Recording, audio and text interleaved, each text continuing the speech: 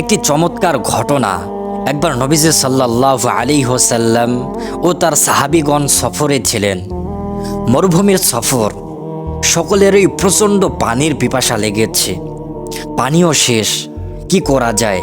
তারা নবীজিকে জানালেন। নবীজি সাল্লাল্লাহু আলাইহি ওয়াসাল্লাম আলী রাদিয়াল্লাহু তাআলা আনহু ও আরেকজন সাহাবীকে পাঠালেন পানির খোঁজে। কোথাও পানি নেই। ইতিমধ্যে দেখলেন এক বৃদ্ধা 2 মশক পানি নিয়ে উঠে চড়ে যাচ্ছে। এই তো পানির সন্ধান পাওয়া গেছে। এই বুড়ির কাছে জিজ্ঞাসা করলেই পাওয়া যাবে পানির সন্ধান।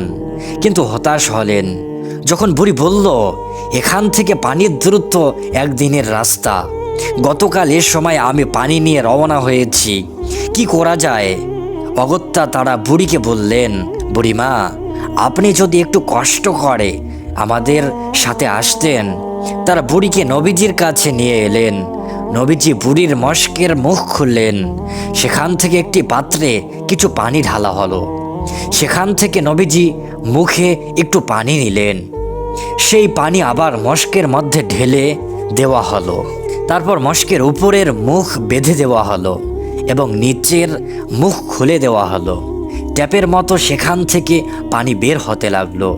তারপর সবাইকে বলা হলো, এখান থেকে পানি নাও, নিজেরা পানি পান করো, তোমাদের বহন যন্ত্রকে খাওয়াও। সকলে পানি নিল। 2 মশকে কতটুকু আর পানি থাকে? কিন্তু ওই 2 মশক থেকে কাফেলার সকলে তাদের প্রয়োজন মতো পানি নিল। যেভাবে আমরা কল থেকে পানি নেই, এমনকি সেই পানি থেকে কেউ কেউ গোসলের পানিও নিল। বুড়ি দাঁড়িয়ে দাঁড়িয়ে সব দেখছিল আর অবাক হচ্ছিল। তার আর বিস্ময়ের সীমা রইল না। সামান্য 2টা মশকে আর কতটুকু পানি থাকতে পারে? কিন্তু তার চোখের সামনে এই 2 মশক থেকে শত শত মশক পানি নেওয়া হলো। এ দেখি আজব ঘটনা। সকলে যখন নিজ নিজ প্রয়োজন মতো পানি সংগ্রহ করলো, বুড়ির মশক বুড়িকে ফিরিয়ে দেওয়া হলো। বুড়ি দেখলো, আমার মশক থেকে এত পানি নেওয়ার পরও এর পানি একটুকুও কমেনি, বরং আগের চেয়ে আরো পূর্ণ দেখা যাচ্ছে। মশক ফিরিয়ে দিলেন এবং বললেন, আপনি তো দেখছেন আপনার পানি একটুও কমেনি। আসলে আপনার পানির মাধ্যমে আল্লাহ আমাদের পানি পান করালেন। এরপর নবীজি সাল্লাল্লাহু আলাইহি ওয়াসাল্লাম সাহাবাদের বললেন, একটি কাপড় বিছাও এবং তার জন্য যে যা পারো হাদিয়া দাও। কেউ দিল খেজুর, কেউ আটা, কেউ জব। অনেক খাবার জমা হলো বুড়ির জন্য। এগুলো বুড়িকে হাদিয়ার স্বরূপ দেওয়া হলো। বুড়ি তো মহা খুশি। আমার পানিও একটু কমলো না, আবার পেলাম এতগুলো খাবার। মনের সুখে বুড়ি রওনা হলো বাড়ির দিকে। বুড়ি যখন বাড়িতে পৌঁছলো, ততক্ষণে বেলা পড়ে গেছে।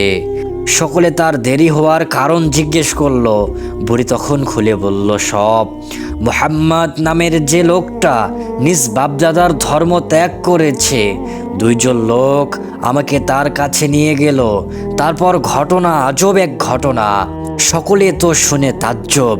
বুড়ি বলল, আল্লাহর কসম, আমার সব দেখে মনে হয়েছে সে হয়তো পৃথিবীর সবচেয়ে বড় জাদুকর, অথবা সত্যি সে আল্লাহর প্রেরিত রাসূল।